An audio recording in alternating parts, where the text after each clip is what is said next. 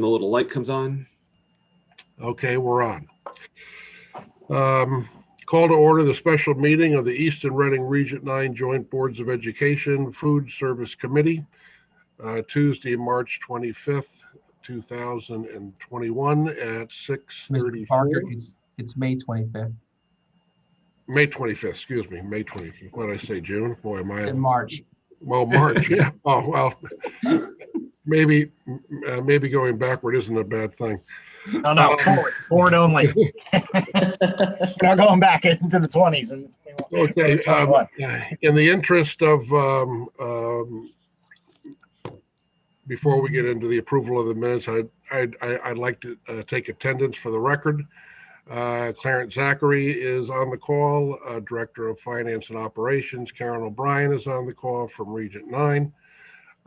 David Kennedy is on the call from Chartwell. Todd Johnston is also on the call from Region 9. And Christopher Parkin is on the call for Reading. And Jeff Parker is the chair. And so we will now move to the approval of the minutes from the May 7th, 2020 Eastern Reading and Region 9 Joint Board of Education Food Service Committee. Do I have a motion to approve those minutes? So moved, Karen. Thank you, Karen. Do I have a second? Todd, you were at the meeting. I think you can second it. Yep, I'm seconding. Okay. Any discussion? All in favor? Aye. Very good. Thank you very much. Thanks, Dave. Is there public comment? I think they're saving it all up for later. Okay. Yeah. Well, The public and the comment. so much to look forward to. Is there any committee member comment? No, Dave, you're going to address why the shortfall is so much, right? Because at our last meeting, you said it was fine. We were fine for the year. Yes, I don't know when the last meeting was, but we haven't been fine for some time. We're having a discussion, possible action, so maybe we Yes, address it it is. down there. Right. Yeah, that was all. Yeah. Let's see.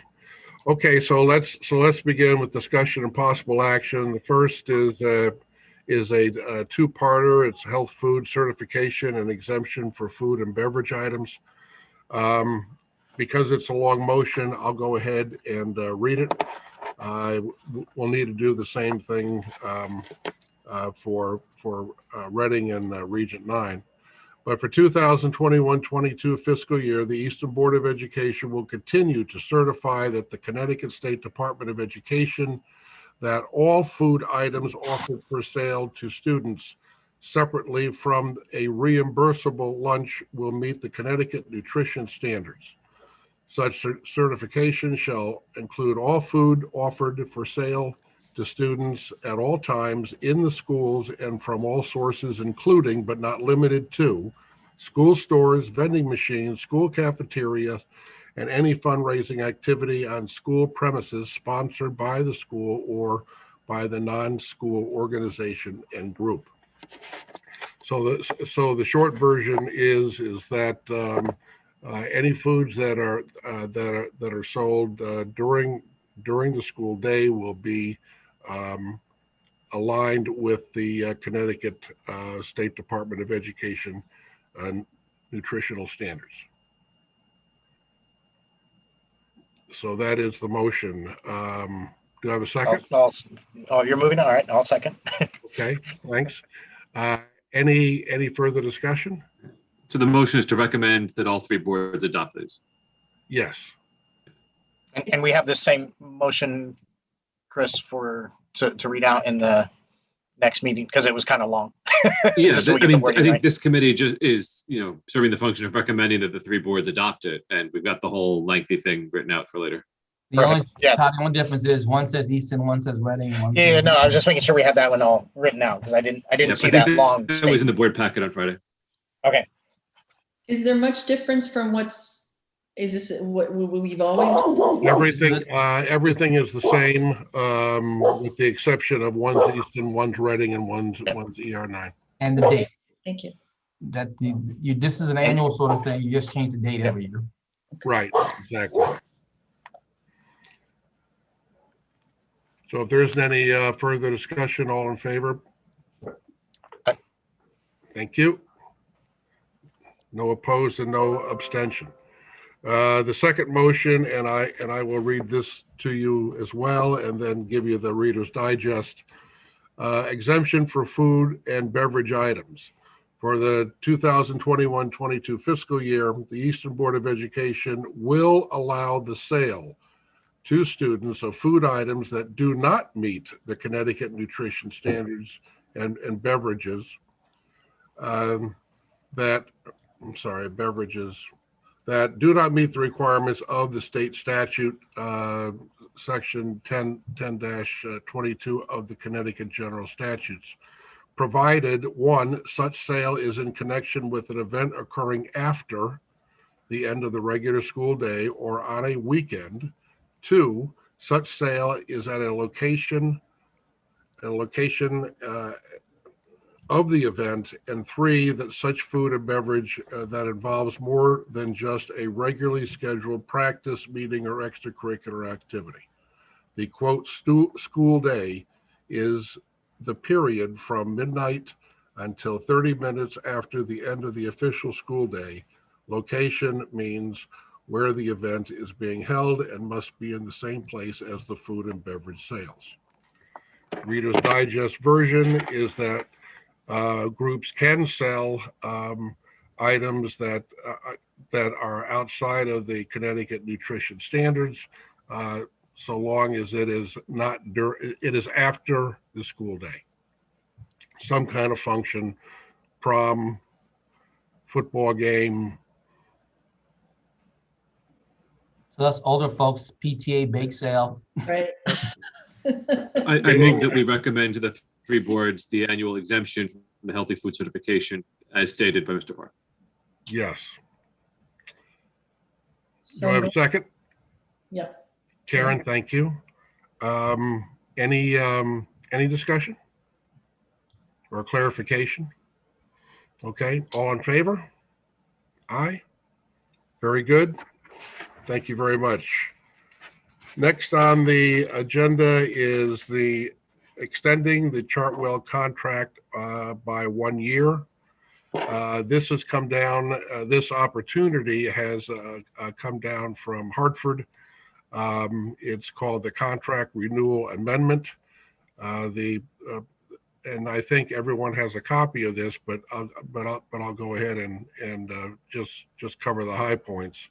It authorizes the school via the Families First Coronavirus Response Act and to extend the food and nutrition services. Both parties opt in to the waiver.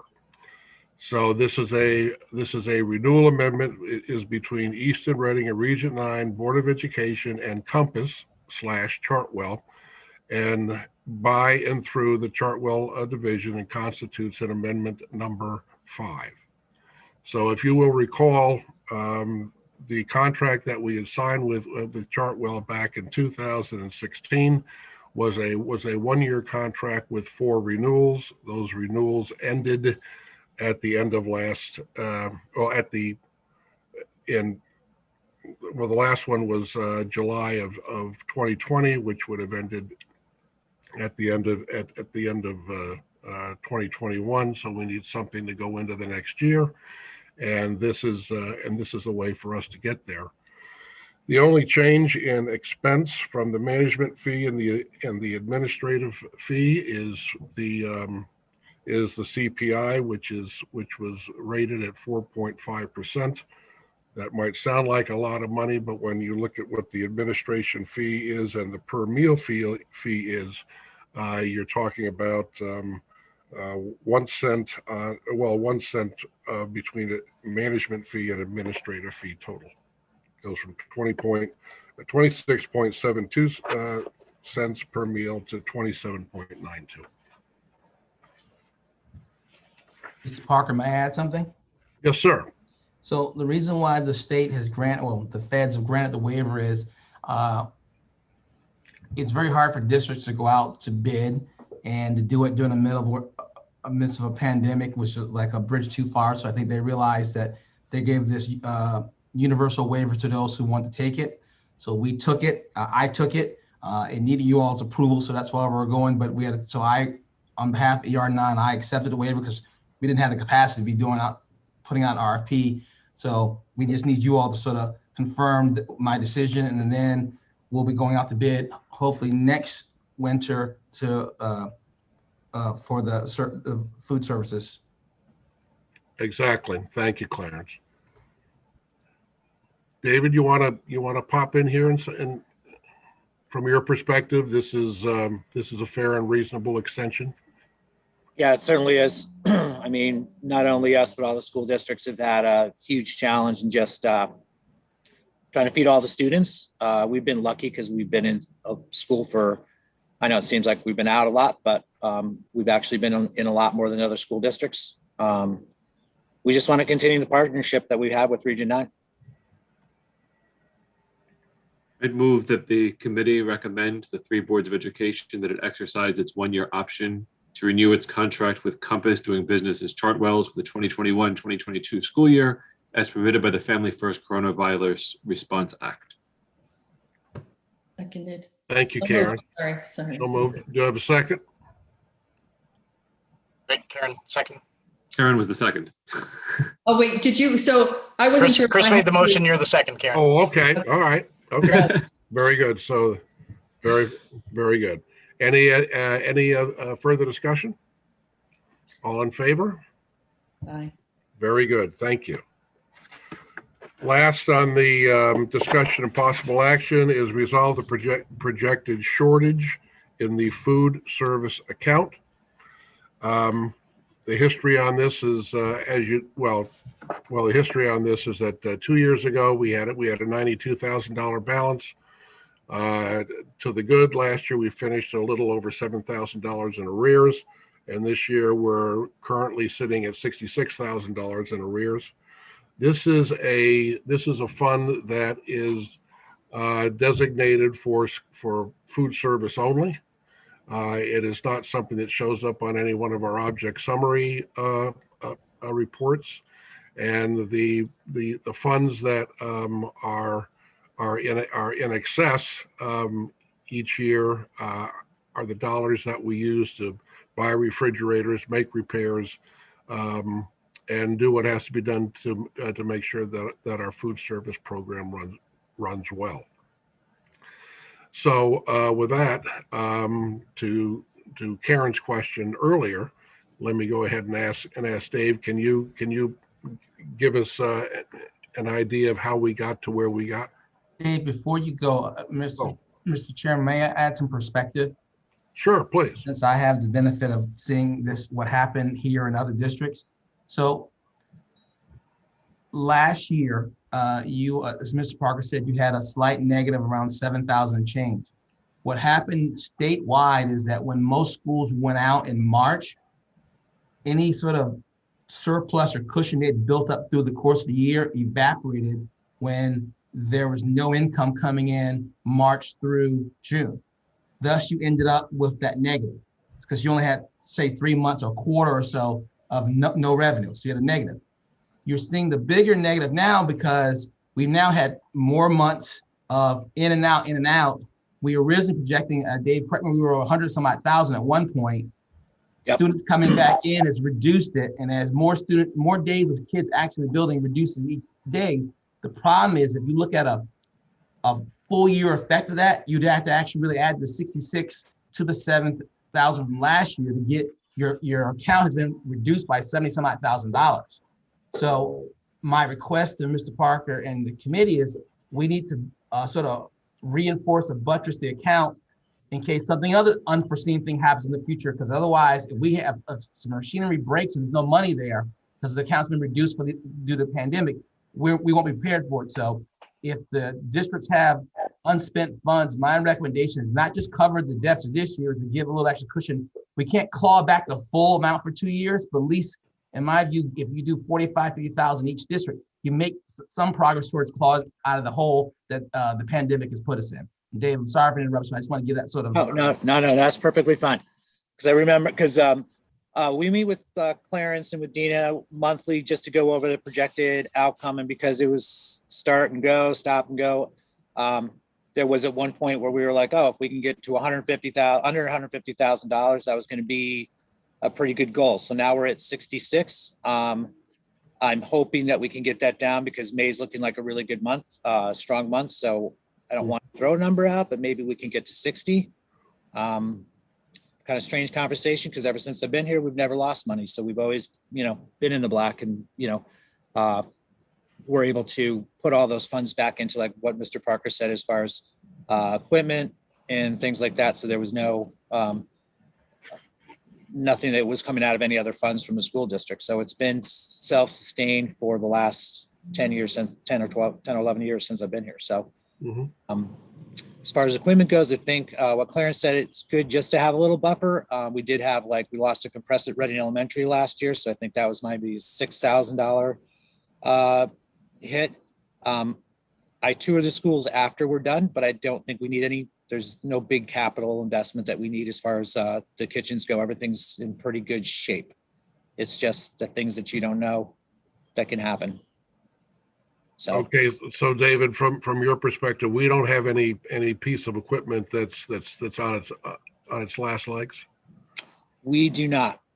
Okay, well, that's excellent. I mean, obviously something could blow up tomorrow, but at least we're not looking at something that we know is headed for the last round. Did we replace anything this past year that also led to this deficit? We did not. So we came in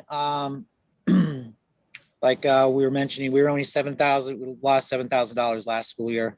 It's just the staffing, and then just bringing in the food, and then just not having enough kids to support the school system. And just the way that we didn't do a lot of a la carte sales. It was, just a challenge for us to get back to where we are now.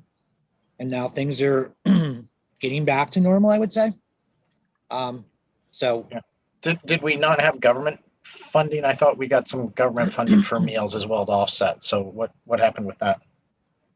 So with the free meals, the SSO program that we ran from the beginning of September, and we're still running it, and the government, the USDA, has approved that for next year also.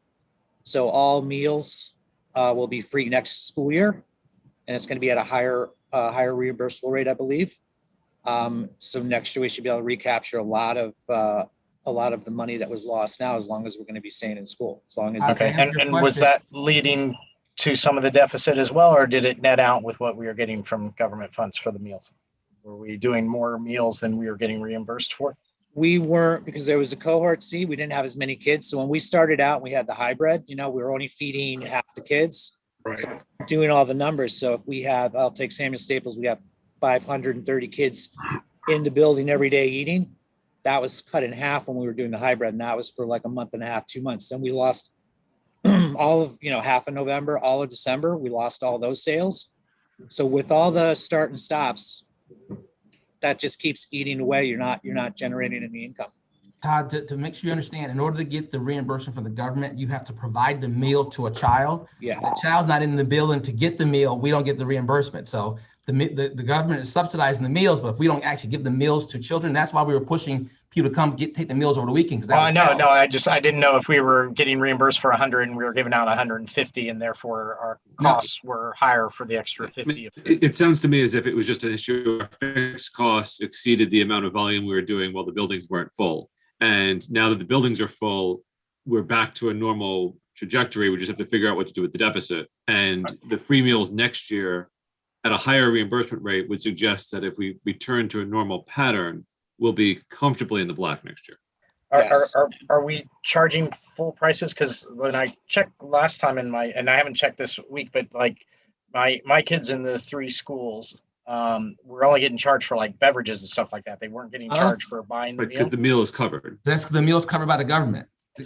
Right, but I know like all the extras. So I'm wondering how we're recovering this. Like if the government's paying a certain amount, like the high school usually drives a lot of the extra revenue because Sure. my high school kids eat like 3 times a day there and all the snacks and everything's a la carte. So it's like $10 a day for them versus, $2 for my elementary kid.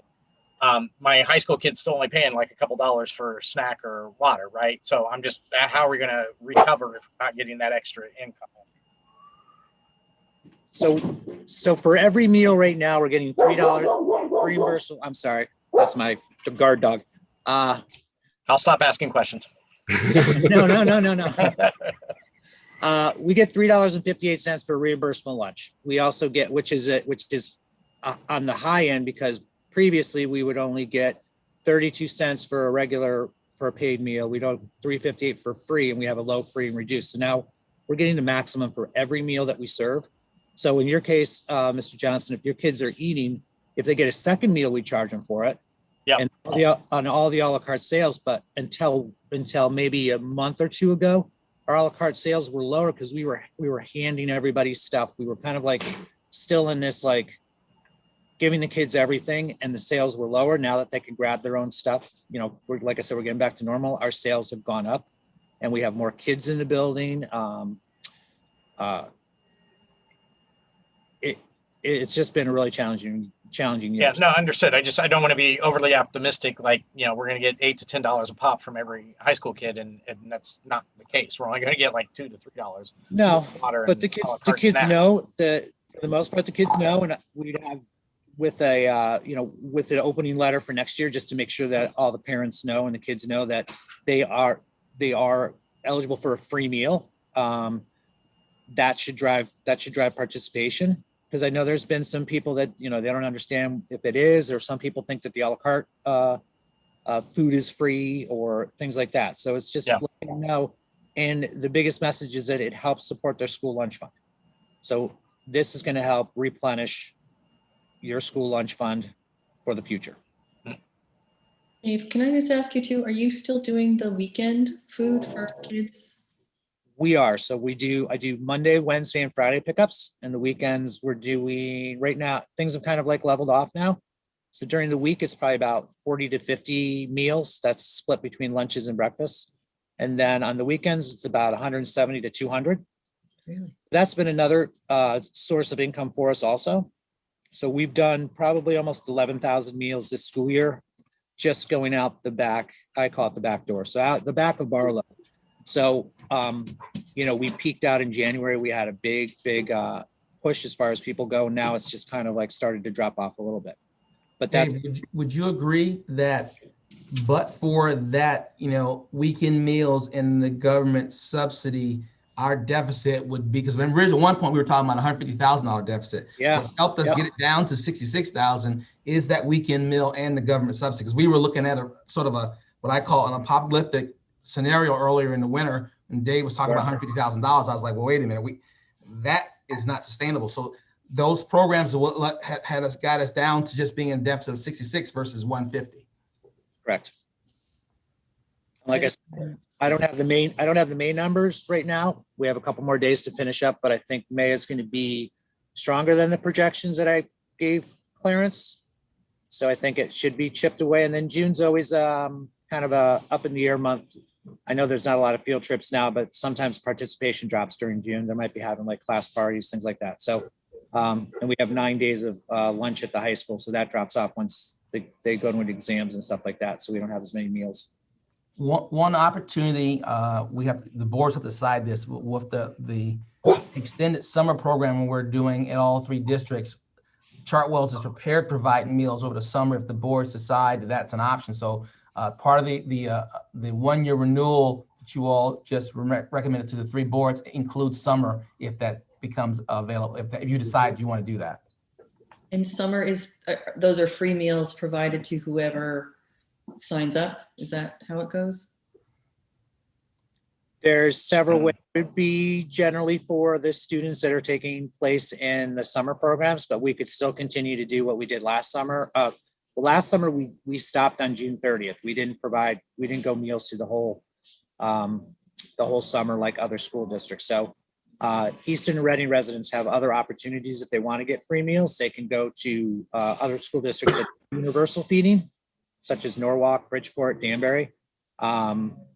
We wouldn't have a waiver, I believe, for universal feeding. We'd just be feeding students in our school districts. Okay, so this would just be for summer school kids, kids in school. Summer school kids in school, yeah. And we need a good participation rate for us to at least break even. I don't, Clarence has talked with our district manager, Tom, just to make sure that we don't want to lose any more money over the summer to provide kids to the. Yeah, so we haven't been able to give Chartwell's an affirmative yet because we don't know enrollment numbers for the summer program. So it's sort of chicken and egg thing. Until we know the enrollment numbers, we can't tell them what we want to do. So the announcement, I think, goes out tomorrow in regards to all the summer programs we signed up. So we'll get some idea about enrollment hopefully in the next week or so.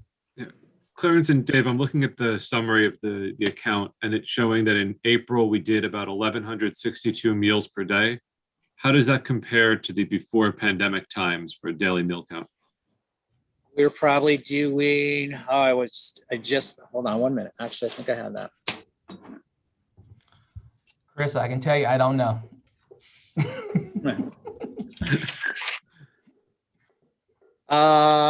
So last year we were averaging 1,626.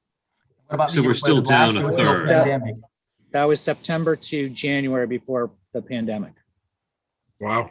So even with everybody in, we're down a third in the daily meal count. Correct. And that's Phillips pretty, State too. So. pretty straightforward amongst most of the school districts that I'm familiar with. Most of them, I mean, some are still down 80%. Westport just started feeding maybe a month ago. Chris, I think. I mean, that just gives me a little bit of pause about the extent to which we can expect to bounce back to normalcy next year. It'll be offset by the increased reimbursement rate, but I still don't know that we're going to see it back to 1,600 right out of the box. This is why that's why I'm recommending the buttress, because it's right. Really I'm just trying to calibrate what that number is based on whatever data we've got. Yeah, you're going to get close. That's why I threw out a number of 45, 50, whatever. Just that way you can just give yourself some little bit of cushion because you don't know what's going to happen in the fall and numbers. I think the only districts, my previous district is doing well, but just because everyone in the entire district is on a free meal and we were giving out meals, for 7 days a week. So we had a lot of volume. We're, talking, we did 1 million meals, basically, what was that? March through August, we gave out 1 million meals.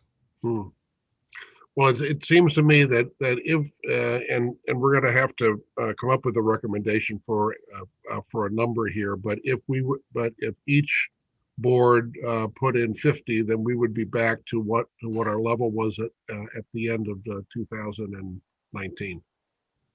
What do we have any data going further back, like what the bounce? Because I mean that seems high, 92,000. Is that normally what we run? I mean, I know 2019, 2020 was low because of pandemic, but previous years is 90 like a high mark, or actually, if we have the data going back further. We have, I can just go off the top of my head. So we've had, first year was 20,000, then we went to 45, then we went to 109. We peaked at 165. Then we've always kind of dabbled around the 90. Last year before pandemic, we were projected to probably be about 60 to 70,000. So we're always pretty much over I would say over the 50,000. We did have a slide that showed the last 5 years, I believe, when we did that last presentation. But those are just some of the numbers. So we've always been, first couple of years I was here, we continued to go up, and now we've kind of gotten to the point where we've always been, had a pretty strong financial give back to folks. Yeah. And that's not to give back, but Clarence, is any of the ESSER money work in here? Do any of the federal grants help cover reimbursements, or are they eligible for payments to make a deposit like this? I doubt it because the FDA has their own monies they're giving subsidized. So the government probably wouldn't want you subsidizing the same thing from the part. They want you to focus the ESSER on the academic part, not the nutrition. So I can research and figure out, but I'd probably tell you no because it'd be sort of double dipping. Yeah, I'm just trying to be creative here. Well, like I say, it's at the board's discretion. I threw out a number of 45 to 50. You go lower, but it all comes down to how much risk mitigation you want to put in place, not knowing what the future holds, and how we get the program ramped back up. So So my thought process, just sort of get you back to close to that 92,000. So what I did was I factored the 2 years of negatives and negative 70 something. If I did 50, it puts you about at $60,000 if you back out the 2 years of negative. I don't know. That's a lot. I'm not sure if Region 9 will go for 50. I mean, that's 150,000 across the three of unexpended. And do we know, like, per district, Clarence, where this is going to come out of our unexpended lines at this point? I think you Because all, I worry about we put other items at risk, right? If we're pulling a lot. I think the sequence for you all is to factor in your priorities based on when we get in the next probably 2 or 3 weeks a good picture of what your unexpended is, and then you got to go down your priority list. And in Region 9, you have capital, you have pension, food services. You just have to go through your prioritization list and then make some decisions. But I think whatever you all decide, it should be unified, because I don't think one district should be putting more or less than the other 2 districts. Well, all of us are going to have to put in at least at least 20. So now what we're really talking about is how much more over. How much more, right? 20. Yeah. Yes. Do we go to 50,000 in reserve or 90,000 in reserve? And it sounds like, I mean, obviously we can't tell what's going to break, but there's nothing imminent on, that we know right away. It's on its last leg that we're going to have to replace a refrigerator or something like that. I mean, obviously things will break, but. Asking Todd's question slightly differently, is there a sort of a capital plan or an inventory that sort of projects when we think stuff might be due for replacement, or refrigerators on a 12-year lifespan or something like that? I've done inventories previously. So for the Reading schools, we've kind of replaced just about everything in those kitchens over the last 10 years. The kitchens in Easton, and this is before my time, I know because Staples is a fairly new school, but our kitchen equipment doesn't take as much, get as much wear and tear as a regular restaurant. So the life is really extended. So I look at the ovens, I look at the refrigeration, compressors. I mean, things like that would be something for us to look at. We replaced the one in Reading. But we don't have like a certain life because it's just different from a regular, like when I was in regular restaurant business, everything is running 24/7, 365. We're not doing that here. So I hope that answered your. So it's not like we can say that in fiscal 23, we have a $12,000 expense or $50,000 expense that we're projecting to be ready then, because that would also factor into how we want to sort of aim this. Correct. The biggest things that have happened has been during, like I said, the compressor Reading Elementary, but also during like when we get to storms. So when the generators don't work and the power comes back on, we have things that get, compressors that get overheated. We lose product. So that's generally when we've had the biggest losses as far as replacement. But I don't see anything in the other schools that we really need that's going to be a big number, like you mentioned. And I guess not to get into the other districts unexpended, but I don't know how you guys are sitting for the end of the year and you're unexpended to take a 50 or 60. I think everybody's got a list of priorities that they want to put money into. Yeah, exactly. I mean, I don't want to like say, oh, let's do 60 if we're all not in the position to do. I'm sitting on a health insurance. Yeah. We've got a health claims concern in Reading too. So yeah, exactly. So just to cover our deficit right now, it would be 22,000 per district. So and then if you figured if each district had a cushion of 25,000 each, which would be 75,000, so it'd be like 37. Would that work? Whatever you can offer would work, because like I say, right now, we're sort of, if we finish the year and don't do something, we're exposed if something happens. And like today's point, my big concern is not so much equipment failures. When we have our storm, which we know we're going to have, and like I know in Reading in particular, we have generators that aren't hooked up to some of our stuff in the kitchen. Don't know why that is, but we have generators that don't back up anything in the kitchen. So all that product can go to waste, and then we're forced to, replace all that stuff. It's like going in, you get in the car and driving, you know you don't have your auto insurance hasn't been renewed. So I'd like some bit of cushion, whatever you all feel you're comfortable providing, but we need some sort of cushion after the year of this pandemic. Would 75 be a decent amount? It'd be definitely a start because it'd cover the deficit and give it a little bit of wiggle room. Because then we're under 40, so that's 37 for each district. It doesn't sound as bad as 50.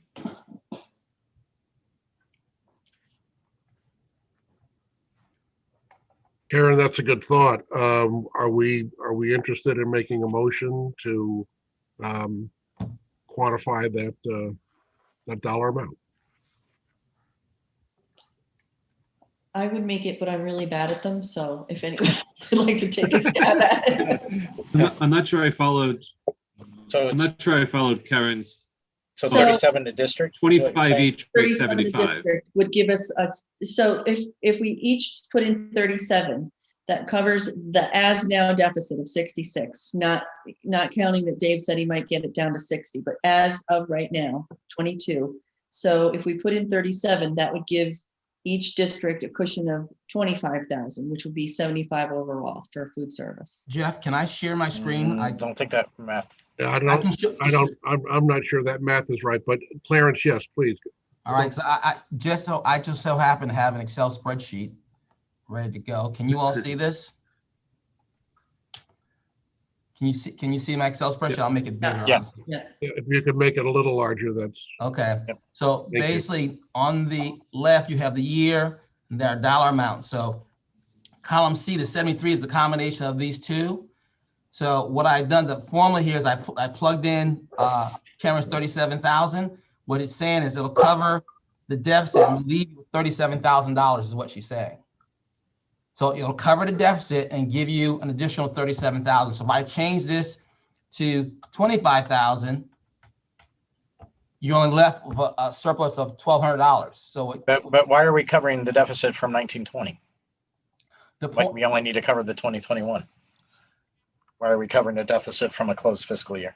well, it's the point is this our fund continues. It's not your operating budget where you can't. It's a deficit to our fund. So we're looking at But the fund's at 66 in the hole, not 73 in the hole. Right, that's what I was. Yeah. That's what I'm not following here. It's 66 in the whole year to date. yes. Year to date, it's 66, not 73. So we only have to recover the 66 and then put cushion on top of the So 66. if you want to take the I look at the thing in holistically. So you want to take that out, then you're there. Yeah, I want to get us out of the hole that we're in right now, which is the 66. And But then if the you question put is, how much 25 more do we in, you're throw still on? you get a $9,000 cushion. So Right. So we have to go a little more than that, I would think. So Karen was suggesting 37, right? Which then 37 gives you, about a $45,000 Yeah. cushion. yep. And then And if Dave's we able would to beat projections in May, June, it probably goes up to 50. Yeah, exactly. That's kind of what I was thinking. If we're on the same track with meals, we'll get closer to 50. Yes, if Dave mentioned to me, it may end up at 60, so it puts you, So we're closer. Right there. I'm okay with the 37 to take that and see. I mean, obviously the boards can go higher or lower, but I mean, that's a good starting point. Right. It's at least a starting logic. point for the conversation. So, Yep. So I would move that the committee recommend to the three boards that they each direct a transfer of $37,000 to the food service account in order to remedy the current deficit. Karen, you want to second your motion? There you go. Any further conversation? I was from Dave and Clarence. I mean, having a 45K up to 50. What's your thought on that? I I would be mean, obviously more is better, but but that puts you, if you recall, Dave said they generally average between 50 and 90, so it puts you basically right where you would typically expect to be. It would put us at the lower end of where we've been in the past, but I think it's certainly doable. Yeah, it's And if we have Overall, a down better than year in not on the- meals, if we stay down in the number of meals served, we're still not going to go into the red starting at 50, assuming nothing breaks. yeah, if we have like 2/3 meals capacity of what we're having right now, will still decline, but hopefully we'll make it through the end of the year and pick back up. Clarence, why aren't any of the refrigerators at least hooked up to the generators? Is that? Karen, I can't tell you that because there are 2 generators at the 2 Reading schools. One of them is apparently just doesn't function, and one functions but is not hooked up to what I would consider essential items. So that's a question I'm going to have to take up with the town. But apparently one of them was delivered because it was used by the town. They didn't need it anymore, so they just dropped it off, and no one sort of thought through where to hook it up. So those are some long-term issues I have to try to work through. I found this out in the last month and a half. So I assume when I saw the generator, so the essential elements would be hooked up, but I was informed they're not. Okay, thank you. Dave, is that correct that they're not? Correct. Okay. We've had challenges at other schools too, where there's been too much stuff plugged in. So then when the generator went on, it got overridden. The high school, we're continuing to work on getting stuff because the high school is actually an emergency feeding site. So we still have things that need to be hooked up there. I mean, my first 5 days I started here, we had a hurricane, and we found out after that a lot of the essential stuff wasn't hooked up. So the biggest thing is just, a lot of the food got lost. We lost a lot of food with Tropical Storm Isaias, and we lost it when the compressor went down at Reading. So if these things are hooked up to compressors, the school district won't be losing, the inventory that they have in there, because it's the school district's food that is getting thrown out. Mm-hmm. And before we vote on this and can't talk on the topic anymore, Dave, you're going to be in the next meeting as well, because we have this agenda item on, I'm sure. There's going to be a lot of discussion, sure. Yeah, and same kind of questions, Yes. I'd imagine. Yep. We'll let your dog know. So Well, we have a motion on the table that approves a transfer of $37K per district. I have a second. Is there any further discussion? All in favor, signal by raising your hand. Aye. Thank you. Oh, Heather. Yeah, welcome. Okay. Next on the agenda is public comment. Do we have anyone from the public that's here that would like to talk about food service? Not hearing any, we'll move to committee member comment.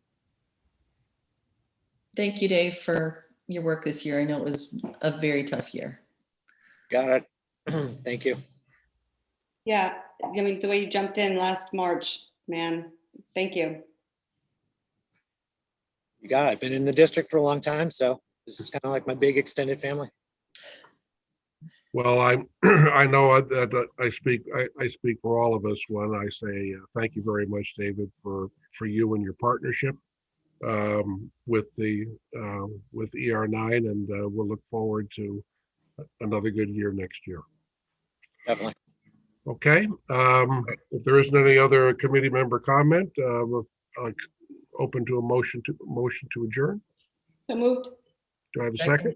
Okay, I've got Karen as the first and Heather as the second. So if there's any other discussion, all in favor? Okay, we'll see.